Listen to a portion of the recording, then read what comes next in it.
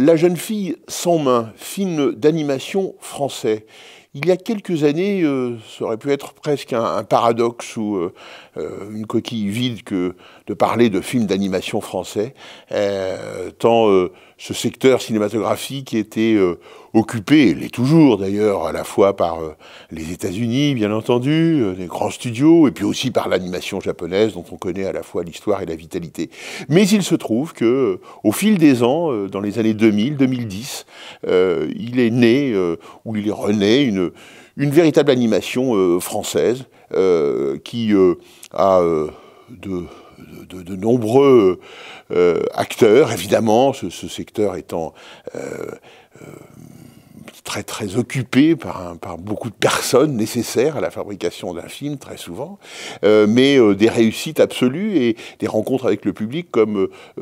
Ma vie de courgette, par exemple, ou La tortue rouge, ont prouvé qu'il y avait désormais aussi dans le paysage de l'animation une place, et une belle place pour l'animation française. Et Sébastien Lodenbach, l'auteur de cette jeune fille sans main, est parmi désormais l'un des grands acteurs de ce domaine français. Il a choisi, souhaité adapter un conte assez cruel, assez noir, même s'il se termine bien, on peut le dire, sans divulgacher l'histoire, comme on dit. Il a choisi un conte des frères Grimm, qui s'appelle La jeune fille sans main, et dans lequel on raconte au fond l'émancipation d'une jeune fille à travers une histoire où elle va notamment croiser le diable, lequel lui infligera des douleurs physiques, mais aussi morales importantes. Et on verra qu'elle saura s'en sortir avec courage, volonté, ténacité. Et Sébastien Lodenbach, le réalisateur, dit d'ailleurs, avec une pointe de malice et d'humour, que ce fut aussi son parcours, pour en arriver au résultat final, à ce film, La jeune fille sans main. Ce fut son parcours parce que il dut,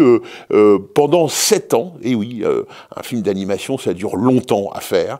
pendant les 7 ans qu'a duré la fabrication, la conception, la fabrication, la mise en forme de ce film, pendant ces 7 années-là, et du moins au début, il dut au fond être tout seul, avec lui-même, sans budget initial, sans ce confort que permet le grand studio, par exemple, pour un animateur, et avec ses seules mains, comme une sorte de rappel de l'histoire, avec ses seules mains, il a conçu, page par page, chronologiquement, cette histoire, en dessinant lui-même, évidemment, chaque plan. Et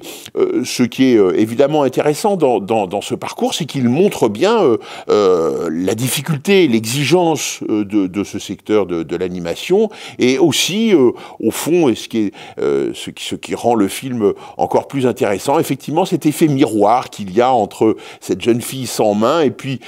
cet animateur avec ses mains, mais avec ses seules mains, qui réussit à, au final, nous donner un résultat qui est magnifique. Je pense qu'il y a eu vraiment consensus sur cette dénomination, tant le film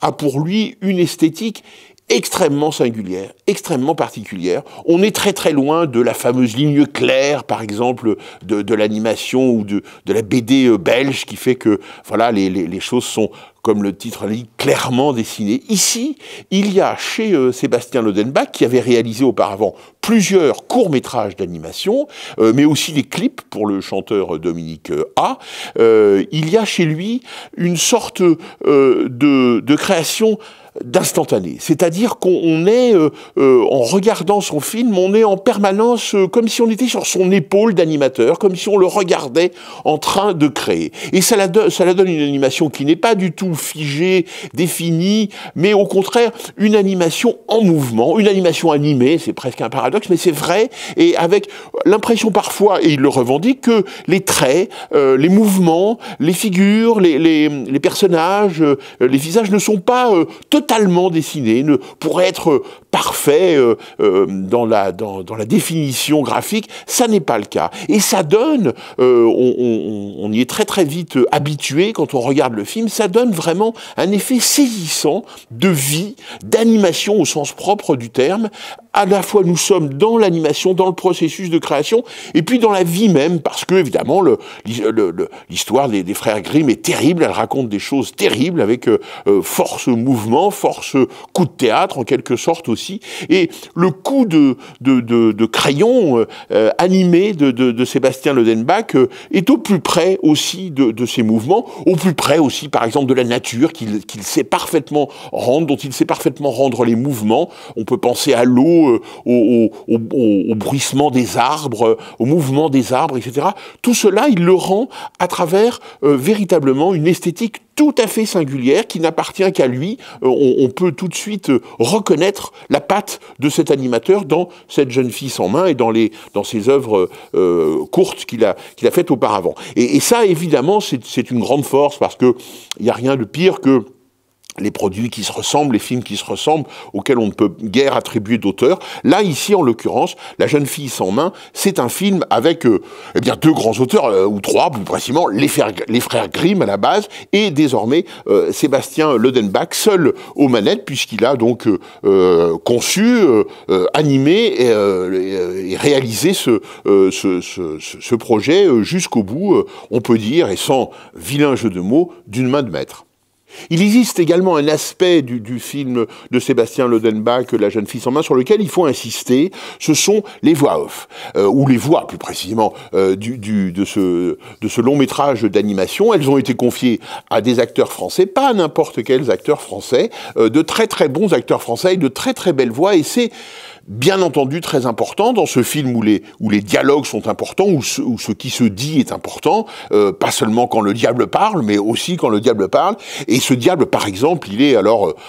magnifiquement incarné, terriblement incarné par un parent d'ailleurs du réalisateur, le grand acteur Philippe Lodenbach, qu'on avait vu par exemple chez François Truffaut dans Vivement Dimanche, et qui prête à ce personnage satanique par définition sa voix extrêmement particulière, métallique, inquiétante, et face à lui, il y a l'extrême jeunesse, l'extrême poésie, l'extrême fraîcheur d'une actrice française désormais reconnue, qui est Anaïs de Moustier, et qui vraiment incarne à la perfection cette jeune fille en devenir, qui va conquérir son indépendance en montrant aussi qu'au fond, pour être indépendant, une jeune fille n'a pas forcément à vivre seule. Voilà, c'est un peu peut-être la morale de ce conte. Et pour y arriver, d'ailleurs, elle a avec elle un prince, évidemment. Nous sommes dans l'univers des contes, et ce prince, eh bien, il est incarné par la voix de Jérémy Elkaïm, qui lui aussi fait merveille dans ce personnage. On pourrait aussi citer dans le rôle des parents l'ex des chiens Olivier Broche, ou la merveilleuse actrice française Françoise Lebrun. C'est dire vraiment si le casting des voix de ce film d'animation est à la hauteur de son propos, de même que le travail sur le son, sur les sonorités, sur l'ambiance sonore du film est tout à fait saisissant. Il faut y insister parce que tout ça procède d'un travail global fait par Sébastien Lodenbach, qui n'a mis de côté, si je puis dire, aucune des composantes essentielles d'un film d'animation.